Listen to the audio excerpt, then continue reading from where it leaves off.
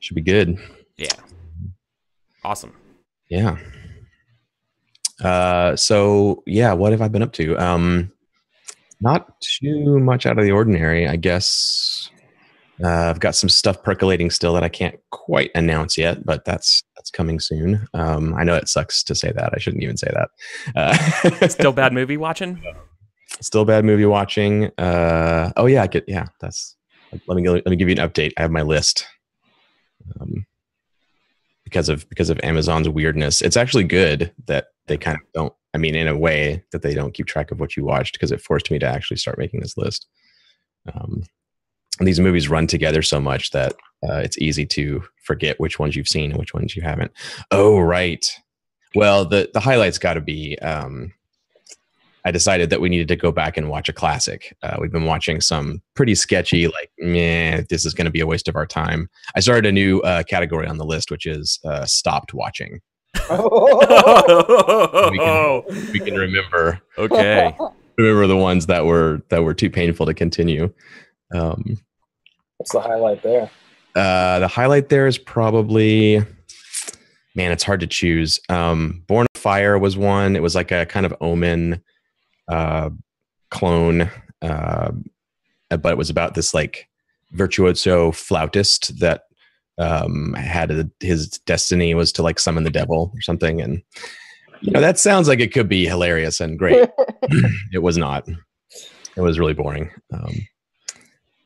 But the standout was Robot Jox, which, if you know this genre, Robot Jox is one of the greatest in the space there. I'm glad you've seen it, Strach, because we were watching it and Allison was like, please tell me Strach has seen this. I was like, he must have seen this. I mean, it's a giant robot movie. Yeah. And when, admittedly, like when you're a giant robot fan, you think to yourself, well, how bad can it be? I can so much. It is a delightful bad movie. It is. It's one of the best bad movies. And what I love about it too is that it stays in the bad movie category, but they really go for it. Like, they build every set, every model, they do every effect, whether it looks good or not. It just has a great DIY spirit. They were willing to just go for it, and some of the shots are really cool, actually, despite the cheapness of it. Oh yeah, Allison's reminding me in chat, Hawkeye is another one we had to stop watching, which I recommend starting. It's on Amazon Prime. It's probably, I think, someone's little vanity project that they put together because they wanted to be a cool cop in a movie. I think that's what it feels like. Someone just like paid like The Room type situation. It turned out to be really bad, but the opening shot is incredible. It's like one of the best ways to start a bad movie. I won't spoil it, but it's called Hawkeye. After the opening scene, there's a couple laughs after that, but then you might as well stop the movie. But Allison in chat mentions it brings a new meaning to starting in media res. yes, it does. Okay, interesting. Okay, now I have to see this. Yeah. I mean, and that's what's great. I think we talked about this last time, but that's what's great about these movies, that they defy convention. That it's not that they're just bad; it's that they don't really know what movies are or how they're supposed to work. So they do things that no one does in a movie, and sometimes they strike just gold because it's so absurd. Hawkeye. All right. Yeah. What about you, Strosh? What have you been up to? I'm really boring because I say things like, just so busy working on stuff. Actually, there is a tiny bit of coolness that did happen for anybody watching. If you're a backer of Blaze of the Dark, or if you're interested, it's also available on Drive-Thru RPG. But the full text of Scum and Villainy is out, which is a glorious 357 pages of it. We are waiting on art. So if you follow me on the Twitters, you'll actually get to see some of the pencils and stuff coming in, as we'll be sharing some of the cool tidbits here and there. And then I believe, if I'm not wrong, Eric, back me up on this, that there is a show of Band of Blades starting on Kels's channel, and not this Sunday, but the Sunday after that, the 28th. Yeah, the 28th. So for people who aren't in the know, Josh, what is Band of Blades? So Band of Blades is a Wait. There's official terms now. It's a forged in the dark game. But basically, it at the core of it, like deep at the core of it, like the dice mechanic is based on the Blaze engine, but it's actually a pretty significant hack.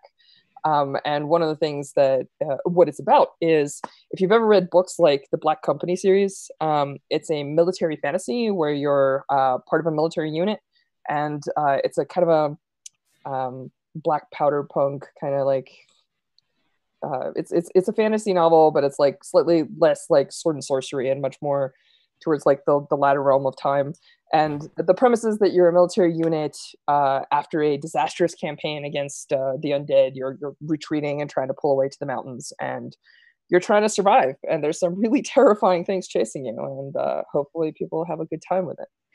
So yeah, that's pretty much the stuff that's been consuming my day to day between that and the Jorb. So Morgan, what about you?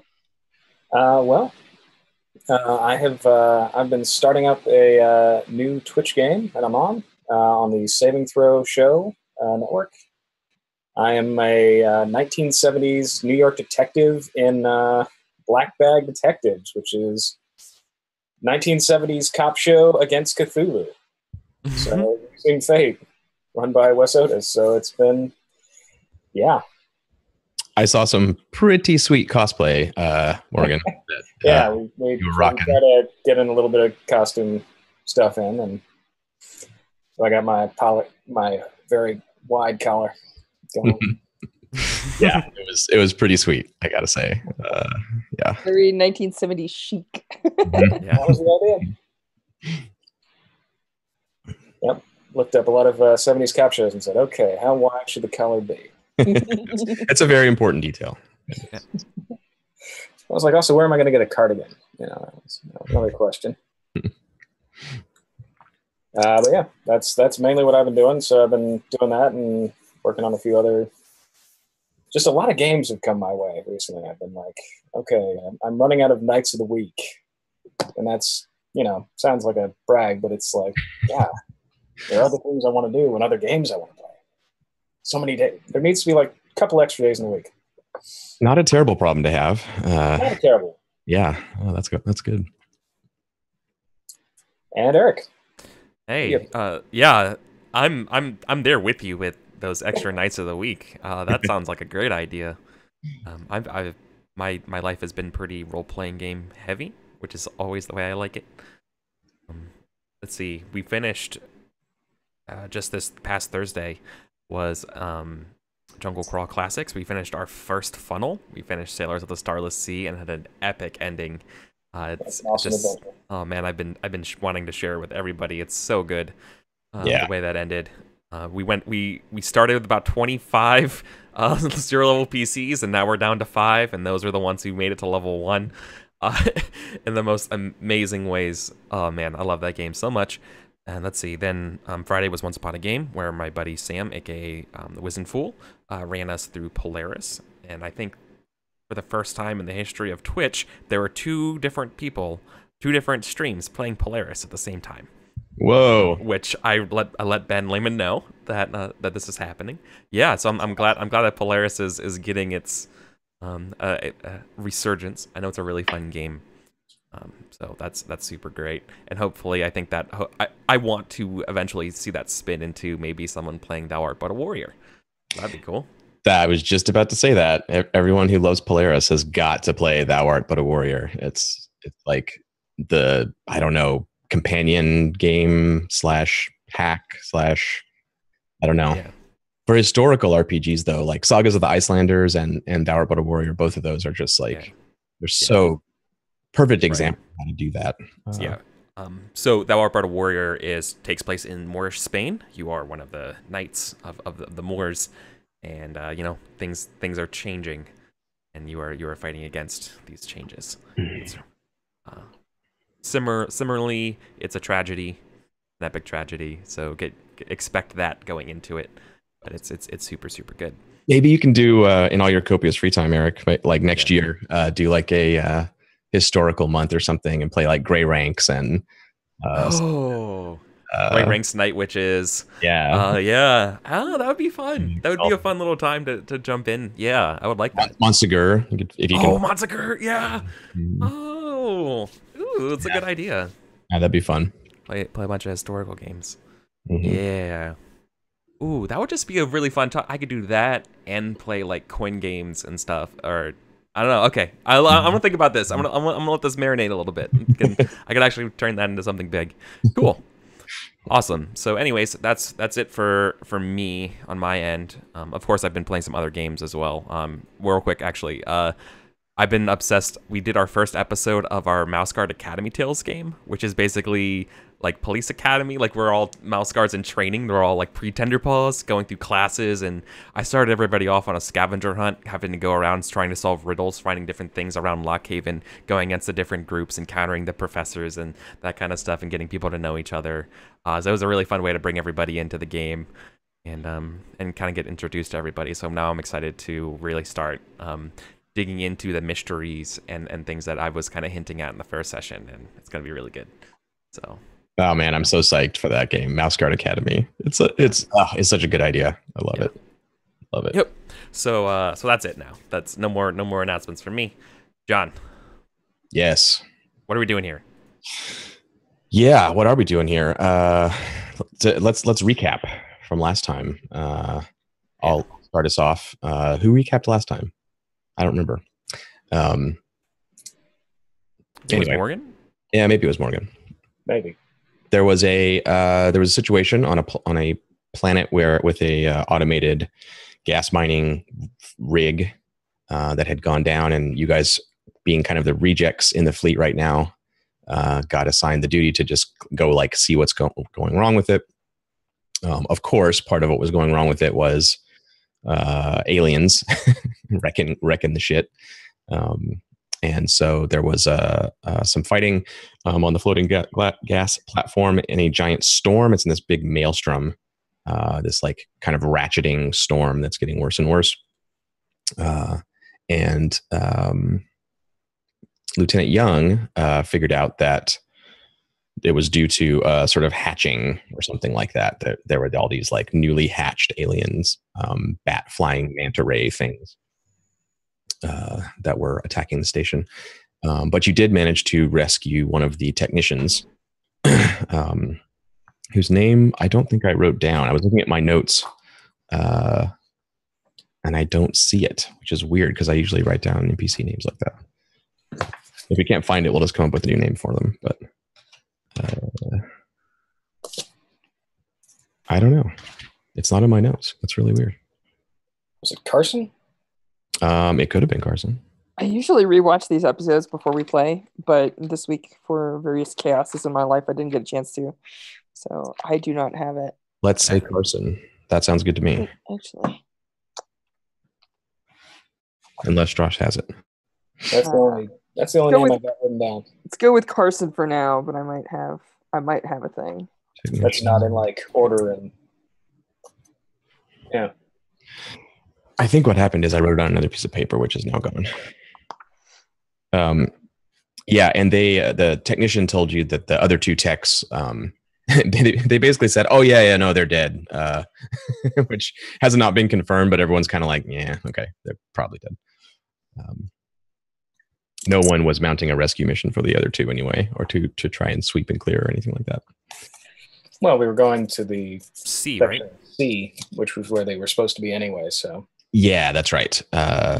You were able to identify those dark splotches on the map here. They're kind of hard to see, but that's where the primary problems were. The machinery was malfunctioning in some way, and then the red lines on the walkways there are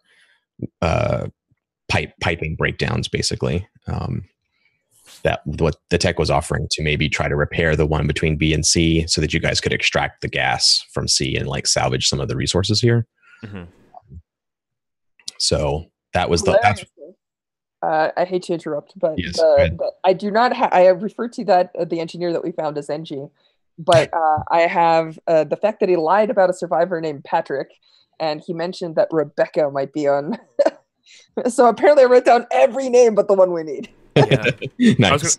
I was gonna mention as well. Yeah, I remember Rebecca, and I also remember, I guess, this quote unquote Carson, the engineer, was persuading us to be like, dude, just write this whole place off.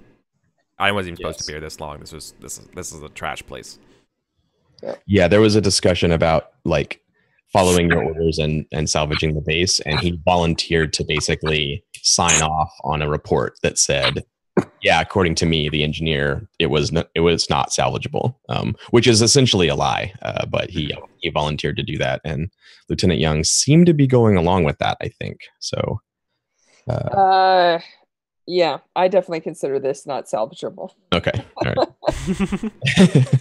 right. Probably not for the same reasons that our superiors may want us to think under, but I mean, it's not really a usable platform if we have things that can crawl through the walls and murder everybody inside it whenever they have us spawning. Yeah, I mean, you have to face the debrief potentially about this, so it's really your call. Yep. So yeah, I added our 2 drop ships here just to remember they're around.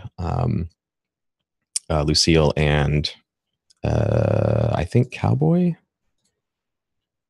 My notes from last time are just gone. No, sorry, Banshee. Lucille and Banshee. Yeah, Duncan. Lieutenant Duncan Banshee. Yep.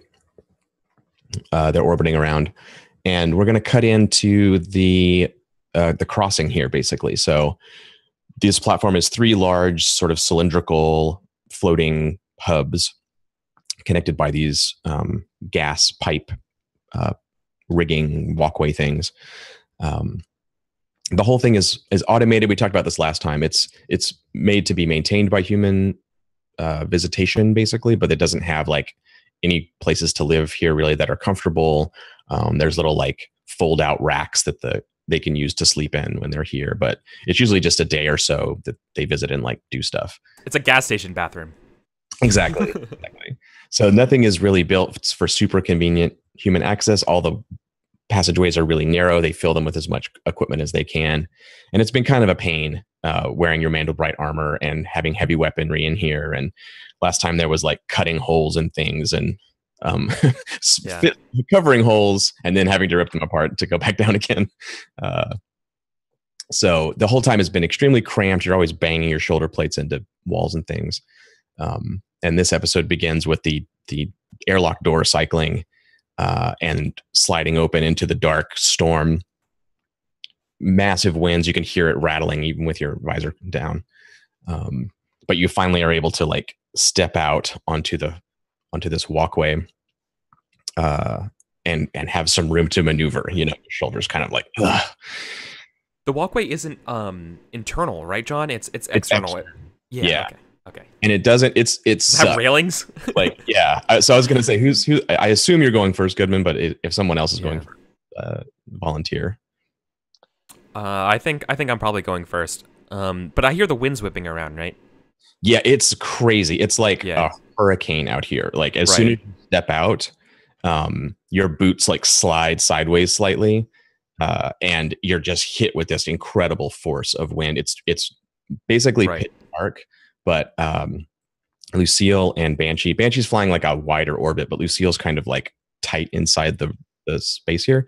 She has her searchlights. Floodlights. Yeah, totally. Yeah. So it's like sweeping across the walkway, and walkway is not what you would really call this. Like some engineer somewhere was like, people might need to walk out here. So there's a series of these spindly little metal posts. It's like a bundle of piping, all like a bunch of like of pipes all in a bundle with banding around them. So there's no like flat surface to walk on really. It's just all these curved pipes.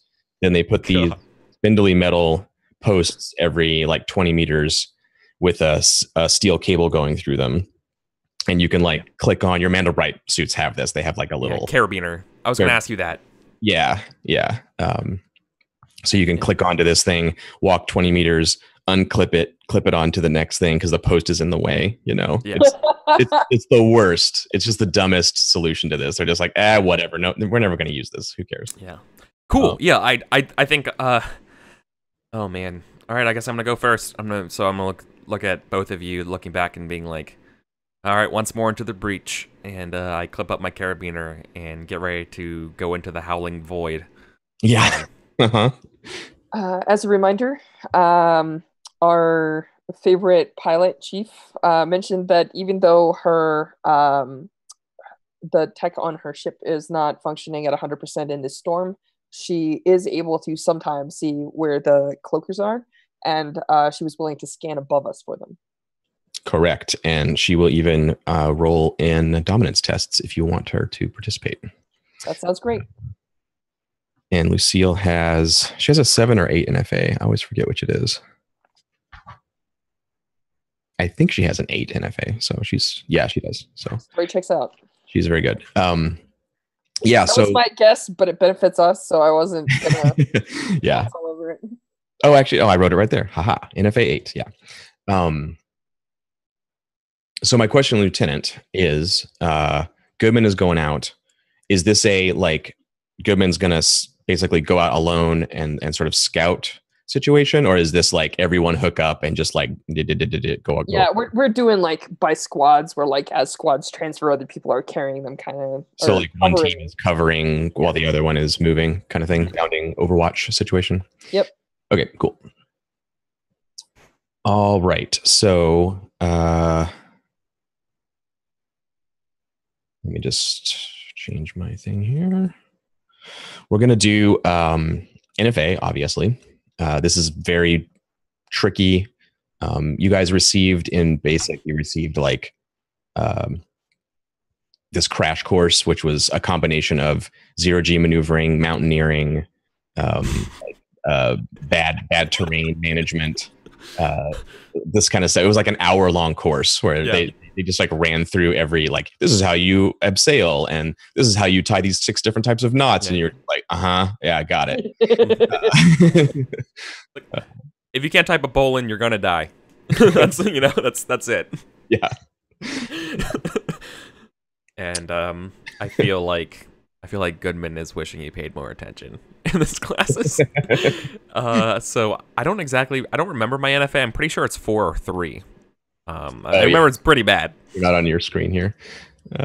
I'll just switch us back over to that. Right, because I mean I can roll a D10 to cross over it. I'm gonna need the map. Yeah, your NFA is 3. Okay.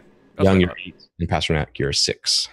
So this is a bit of a weakest link kind of situation here, right? Like everyone kind of has to do it. There's no like way to like do it as a group necessarily. Everyone's just got to manage these cables and shit. But it's up to the lieutenant. Like it's the lieutenant's the lieutenant squad is going first, and then the other squad is in support. So nice. Well, I fucking do it. Goodman hits with a 3 exactly. The best NFA roll you can make. So does the place deteriorate as I go? Does anything break as I go, or is it actually remarkably stable for me while I'm carrying all this heavy ass equipment? It sucks. It's like constant. You're about to slip off every step you take. Yeah, I'm being buffeted because it's raining too. Some kind of like non-water substance, right? The wind is extreme. It's like raining WD-40, like making everything slick. Yeah, and when you lean into the wind is like chimneying between the pods too. So you lean in this way to brace yourself, and then it switches direction. So all of a sudden you've got to like switch your footing, and you're slipping and sliding. Center of gravity. Yeah, if you're center of gravity. Oh yeah, totally. I was gonna say, like, I feel like I'm getting buffeted, and then it switches. Oh god. It's bad. It's real bad. So I'm going to roll for the groups, the 2 fire teams here. Let's see. So Goodman, you're with Dietrich. So we'll see what the rest of your fire team does here. John, do my comms work across the void? Is there interference and that kind of stuff from here? Can they hear me? Yeah, it's bad, but you can communicate like that. Right. Yeah. So I'm like you can hear me over the buffet and static, being like, "Fuck that! They're picking us up over here. I am not going across that again." So no, hang on, wait. It's like, way worse. It's way worse, Eric. You're not across the thing. You're getting to the breakage in the pipe. Oh, You're not across to the other side. Oh, okay. No. All right. Okay. I'm making. I didn't know the scale was that big. I'm being No problem. super mean. No, That's cool. Yeah, All right. it's gonna be multiple tests to cross. It really sucks. Yeah. Yep. Okay, never mind. It's like, this is fucking horrible. The rest of your fire team makes it. That's amazing. Yeah, that's really good. Morgan, do you want to roll for Pasternak? So you're the second fire team behind, right? This person, this Rebecca that we're picking up is a civilian, right? John? Nice. Pasternak makes it too. She's a technician. Oh, she's a technician. Okay. With the fleet. Got it. Pretty much, there are civilian colonists out in space, but they're pretty rare. Okay. Pretty much everybody's part of the Army. Usually. Or Navy. Yeah. Okay. Yeah. Cool. Nice. So, Pasternak, I will roll for the rest of your fire team. Oops.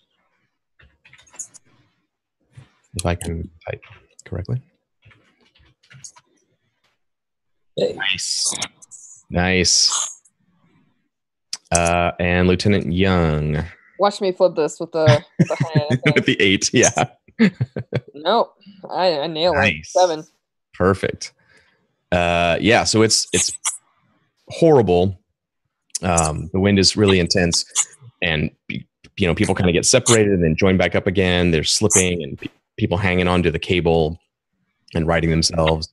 No one loses their gun into the void or falls or anything like that. It's messy and slow, but you manage it, and then you've assembled at the point with the technician. Oh, I have to roll for the technician. That's kind of he's his own guy here. Yeah, and John, when you have a second, also, can you replug your mic in? Oh, yeah. It's doing some weird thing. It's doing weird things. Yeah. Yeah. Hang on. Or it's making an occasional hiss. If you know what that comes from.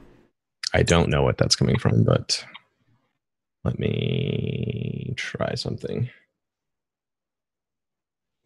I think it might be Zoom. Check. Yeah. Hello. Are we good? Yeah. Good. Oh, wait, did it come back? I think I just heard it. Yeah, do you hear that occasional like That's like yeah, it's like a glass door sliding in it. I don't know. It's really weird. All right, anyways. Weird.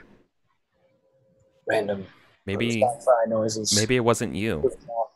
Your mic is beatboxing. I mean, yeah, it could be echoing off of somebody else's system, I guess, maybe. Oh yeah. Anyway. It's back. Right. All right. Maybe I'll try to fix it during in earnest. But wait, I don't think it's you actually. I think it might be Morgan, because when I mute Morgan, it's happening. Morgan, just turn down your volume like 10% or 15%. How's that? I think it's okay. All right. Well, technical problems are appropriate for the moment here because Carson just failed his NFA test. What does that look like? Yeah. So I think what it looks like is Carson and Goodman are like near the breakage. Goodman was first, and you kind of got to the point where it was obvious. You see there's this like pressure, the metal's like bent out, and there's a crack, and there's this purplish gas sort of dribbling. Yeah, totally. Yeah. And whipped away. And you kind of glance down and look at it, and there's a bunch of ruptured pipes and stuff. And you've dragged out the gear ahead of everybody else. So Carson kind of comes up between the fire teams, I think, kind of protected. And you guys are all scanning, right? Like the whole point of this, right, is to look for the flying bat things. So the lights of your guns are sweeping through the darkness, and Lucille's searchlights are scanning back and forth. And you do occasionally see like a dark shape whip across through a beam of light. But not enough to get a beat on. And then when Carson, he gets up there, and Goodman, you see him, he clips in next to you and like unpacks his stuff. And he's getting the welding equipment out. You take your eye off him for just a second while you're scanning. You hear wind whip past and you check to see that it's not an alien. And when you look back, he's unclipped himself so he can reach forward and lean down into the hole to get the welding torch in the right position. And just as you look back and notice that he's unclipped himself, his boot goes and like slips out from under him in the water, and he like belly slides away from you, around off the pipe, just into the darkness. You see him go. Whoosh. There's nothing connecting him?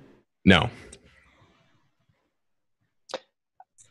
Can we try to reach for the tether, or can we catch him? Yeah, like you said there's no tether, right? He unclipped himself. You have like trailing behind him, or yeah, I guess it technically is. And you have about a meter of cable or so of play there in your line there.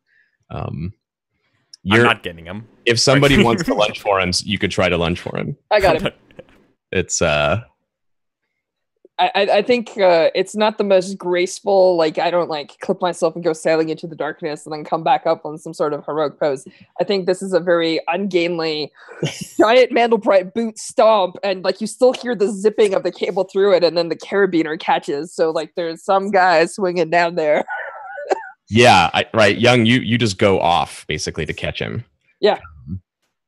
So what'd you get? Oh, you got a 1. So you grab the leg of his like jumpsuit, in your armored gauntlet, and it bunches up, and like it's like a one piece. It like snags him on his work harness upside down. So you've got your gun in one hand. You're holding Carson by the ankle, and your cable goes taut, and you're like swinging. It sort of catches, and you bounce against the underside of the pipes there. This is a good time for dominance, right? I think the alien should definitely attack right now. How about you? The wire, like the wire that you're connected to, is like straining. It's like, yeah. It's like grating. Yeah, but between these two little metal pylons, you look back and one of them's like, yeah, it's like bending over because they were like, what's the rating we need for this? It's just one person at a time, right? Yeah, exactly. The Foley artist for this show is totally having a blast. He's like getting chicken wire out and doing the whole yeah, pieces break off. Yeah, totally. So while everyone is like, you can't help yourselves, right? You just all look and see the lieutenant kind of go buh and dive off the thing, and then you're looking over and sweeping the lights on your guns, and you see the cable go taut and then swing back and forth, and da-da, got the technician in your hand. And that's when Ramos's shotgun starts banging. Boom, boom, boom. Contact behind, contact behind. All right, so I guess I'm rolling, yeah. and Lucille roll. I think that's probably the point when we see. I don't know if you can participate, Lieutenant. You're kind of busy, right? We see the floodlights of the ship like pivot to like where the alien is, right? And we like through like the stark bright and things. We probably see them coming, right, John? Yeah, you see, through the sweeping beams of light, you see the dark shapes, occasionally being caught by the beams. Now, so I'm not trying to like be super mean, Strash, but I think on a 1, you just barely grab the guy, right? So that's why I was interpreting the role as like being a little awkward. Yeah. I totally agree. I think you're kind of occupied for the moment, but Lucille can help. So sure. Do you want me to roll for her? She's got the yeah, go ahead. All right. Lucille with a 6. I will roll as well. Yeah, I'm not rolling. Okay. That's okay. It's okay. And I will roll for the aliens. Or not. Hello. Yeah, that's super weird. I don't know what happened there. It was like just a null event. There it is. Oh, I failed. Oh, nice. Okay. So you get to set the opening range. Let me switch over to our battle screen. Are you allowed, before we set the opening range, do you have to tell us how many tokens you're committing? Oh, yeah. Yeah, let me do that.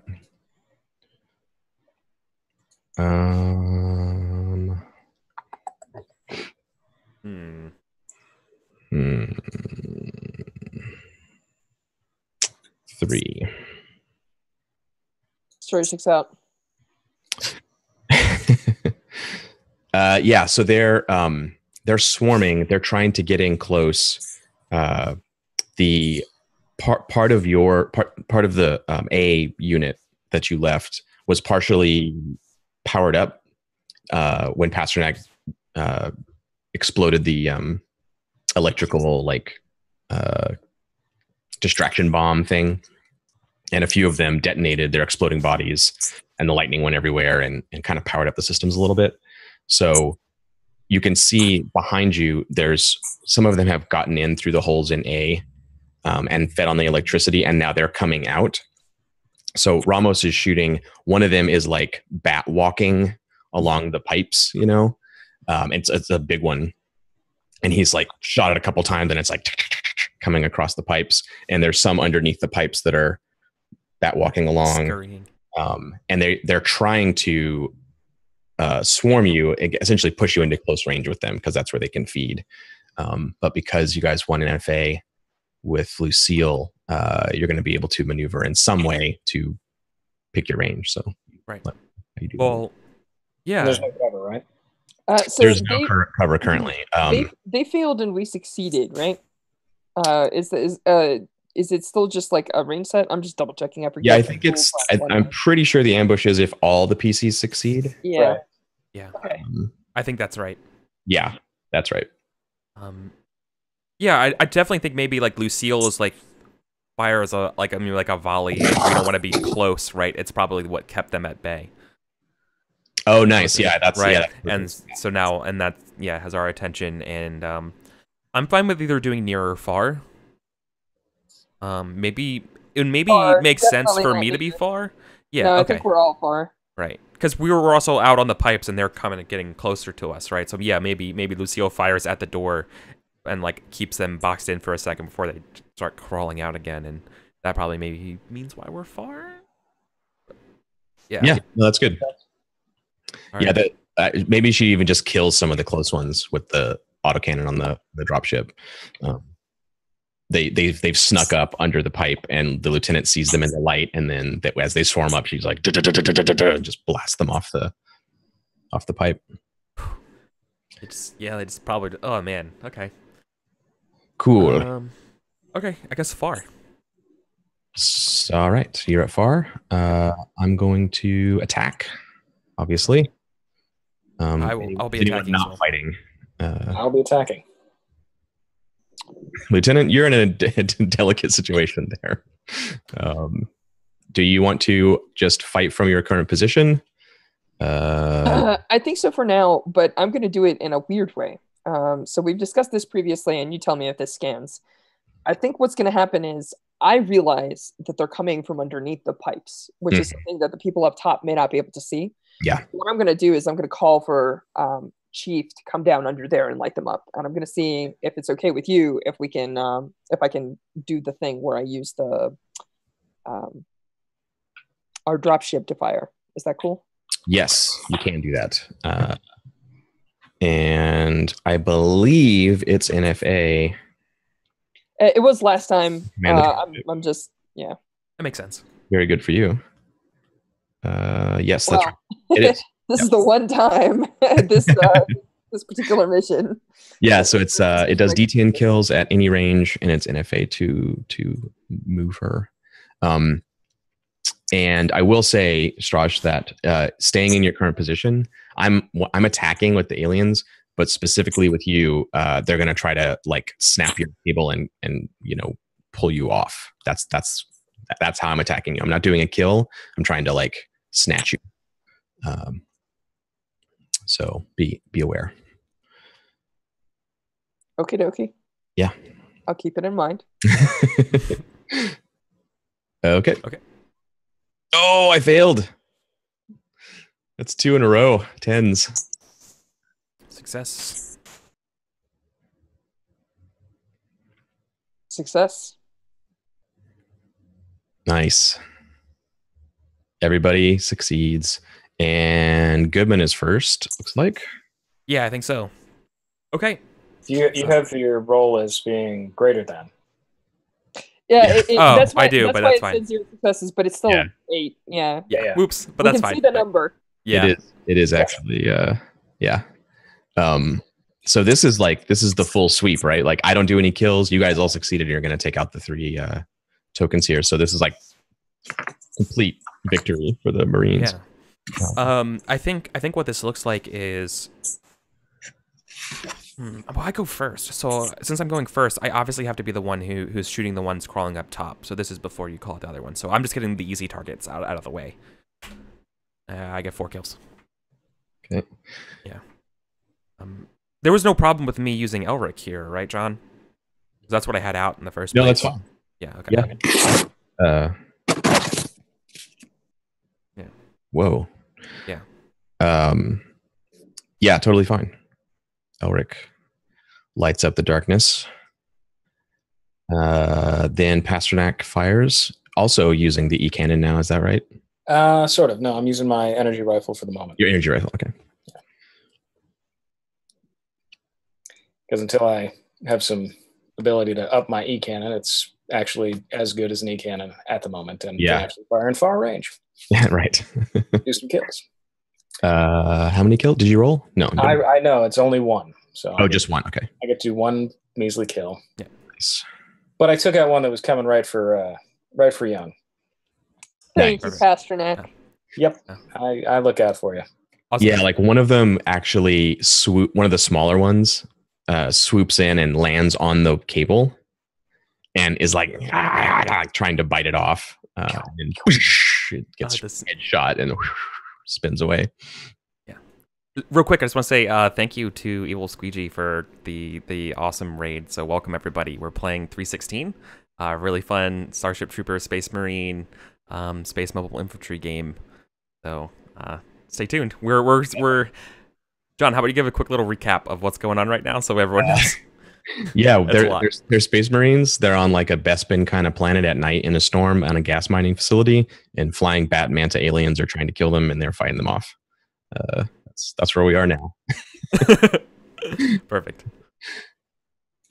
Cool. And you get to roll 1d10 kills for the dropship. Drosh. Boom. The drosh ship. Ooh. 9. You just double your kills? Yeah, about. I had 37 total lifetime. Yeah, you had 1 on the planet up to now, and now you have 10. So that's a nice jump. And now you're in contention. It's 12, 13, 10. Nice. I think I should have 9 by my count, but sorry, what? Say again? I think I should have 9 by my count, but that's cool. I'll take 12. I have. Oh yeah. Sorry, I swapped Pasternak and Goodman in my count here. Yes, yeah. You had 9 and Eric had 12 before. So Lucille, what do you do, Strash? Like, are you talking to her over the comms or? Yeah, I think what's happening is I'm just like I have the guy and I'm like I give him like the short like hold on to my neck and like I'm like calling out like 2 sets of times, so like 3 o'clock, like 6 down, and like we just see the brrrah, brrrah, and like as I'm climbing, like we get the dramatic shot of like the cable like bits snapping or whatever, and I think there's like one that like does the little like foldy unfoldy bits that they like, how they turn into like a little snaky spike, and as it's like ducking through, I literally like hold myself still so that it'll jump out at me, and then like as it like jumps out, the fire like cuts through it, and then you see the power claw land on the top as I like drag myself up. Nice. Yeah, that's great. It's like really, really danger close. Like this autocannon, the tracers, are like going right past Young and the tech. There's like little burn marks on my armor, like lines, like the heat where like it goes through. Yeah, we quick cut into the cockpit. Lucille's like trying to hold the dropship steady in the storm and lining up the shot, and it's like giving her the friend or foe warning, like friendly, and she's like, squeezes the trigger anyway as you swing out of the way. Nice. Yeah, cool. So that's just mayhem. And so you see Pasternak and Goodman especially from up top. as everyone's firing and the mantas are getting cut out of the air, and some of them are landing on top of the pipes and sort of wetly sliding off into the void. You see over between A and C stations, the other team was also moving out. You guys are like, moving in on C together. And you see flashes of gunfire over there too. And you can tell that the maelstrom, the storm is getting much more intense. The eye of the storm is kind of past, and you're on the outer edge now, and the winds are crazy. Lightning is getting crazy. Lightning strikes are accumulating on these towers, and they have, defenses. They have lightning rods, essentially. And it's hitting the lightning rods and lighting up the whole sky there. You see Banshee and the other dropship making a big wide turn. But as you're observing this, like, okay, we're doing it. We're moving across. We're fighting. We're doing the marine thing. Behind you on B, there's a loud noise you can hear through your helmets, this like crackling explosion of electricity. And as you look back, the overload, whatever happened to the damage at B, is getting worse. There's a bright flashing kind of electrical light coming out of the hatch. The hatch door hasn't cycled closed. It's like on the fritz, and sparks are flying out of the panel. It gets brighter and brighter. Your visors like tint down, like to like protect your eyes. And 2 of the lightning towers blow out. Sparks go flying everywhere. It's very cinematic. Flying everywhere, bouncing off the piping. And then the top of the platform where the cargo pods were when you originally landed is just getting nailed by dozens of lightning strikes in rapid succession. And as you get to the top, the technician clips his carabiner onto the wire and rolls over on his back to look up, and he's like, oh no, we got to get off this thing. And as he's saying that, he's scrambling to his feet, and he's like, come on. He's like dragging his carabiner forward. He runs into Goodman and like is like pushing you. He doesn't want to unclip to run past you. He's just like, go. You heard the man, soldiers. Get the lead out. Behind you, one of the pipes goes ping, and like a bolt goes shooting off. Hot gases come out and immediately ignite, and there's this like jet of fire like shooting off into the night. The electricity, yeah. Pasternak, your team is closest to that, and they all start like bunching up and moving away from it as this bundle of piping starts to bulge and like break apart. Fire shooting out of holes everywhere. It's time to go. Is what I'm saying. Yeah, troopers, we're leaving. We are leaving. I try to scream to LT, right? I'm like, Young, can Chief get us here on the ramp? No. You want Lucille to pick you up where you are? Yeah. Like, I don't want to make it across that thing. Yeah. I think we're just going to have to jump across. She's just going to have to open the doors and hold it as close as she can, and we're just going to have to try and make it, because and like trying to jump into across the gap and then moving through the storm to the other side is we're going to die. We don't have time. I know. We have to do that with care, and this is like insane. I imagine like if you want to do this maneuver, I imagine basically Chief just like inverts her dropship with the cargo bay back doors open, and we're just going to plop into it like a bucket. Like that's like I don't know how else we're gonna do it. Do you know what sardines are? Pack it like a men. Let's go. Right. So yeah, no, that's fun. And I think like rules wise, so what I was gonna say was this is a thing in the game. We haven't really done much of this, but environmental threats, or any kind of like general problem, you can abstract it to it's like alien ability is the number that the GM has to threaten the PCs. Gregor calls it alien ability because you use it for the aliens all the time, but there's a little section in the book that says like, if something like this comes up where there's some horrible storm or whatever, the PCs can roll against the alien ability, and that represents the general like problems of the mission or whatever. Yeah. So in this case, I think like Goodman's assessment is mirrored by the mechanics here, where you would all have to be doing this individual test against AA to navigate the danger here, and you're going to lose people, right? Like not everyone's going to make their roles, and like it's like a shooting gallery kind of. But instead, you can put all your eggs in one basket. Lucille can make her NFA test against alien ability, which they both have 8. So and just hope for the best. Yeah. Just I'm hoping. Yeah, I'm hoping you listen to me, Sarge. I'm like, Sarge, we're not gonna make it over there. Just get her, get Chief down here now. Well, but also, right? If Lucille doesn't make it, is that us dying or is that the dropship going up? I will. Question mark. Based on what I'm hearing, you guys will tell me how much you're committing to the bucket maneuver. Do you want to get everyone off with Lucille's role? In which case, it's all or nothing. Everyone's in it together.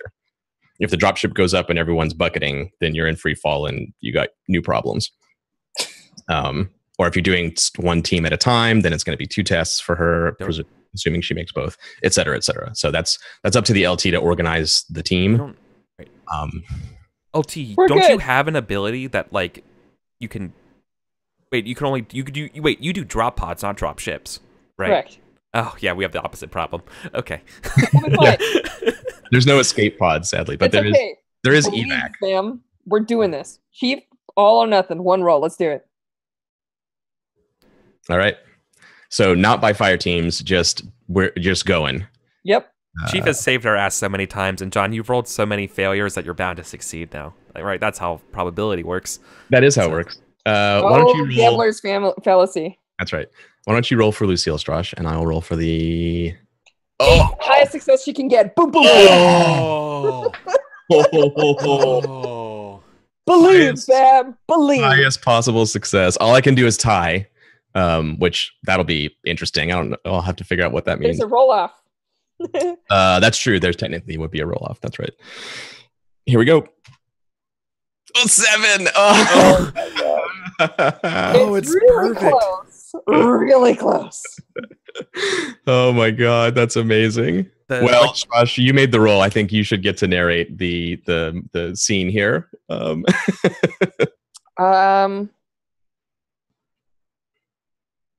I think we should all get a part in it. I think that there's this moment where like the hurricane force winds are whipping, we're all like sliding, we see all the metal buckling, the lightning hitting, and I'm like, Chief, it's all or nothing.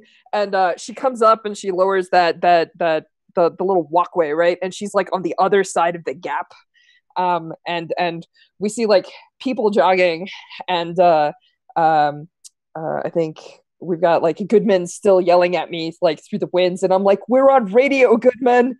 And like people are jumping across, and so yeah, I think that most of them make it there, but I think Goodman and I are the last ones out, and there's just a massive detonation, and I think like I don't know, what does that look like? Like, Goodman, do you get like catapulted in? Do you make the landing sweep? Like what happens with you?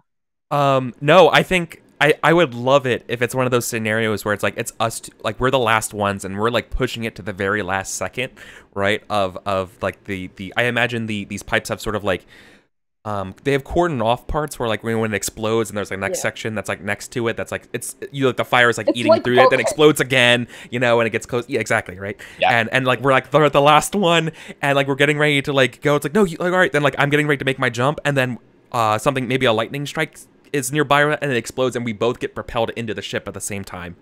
Like okay.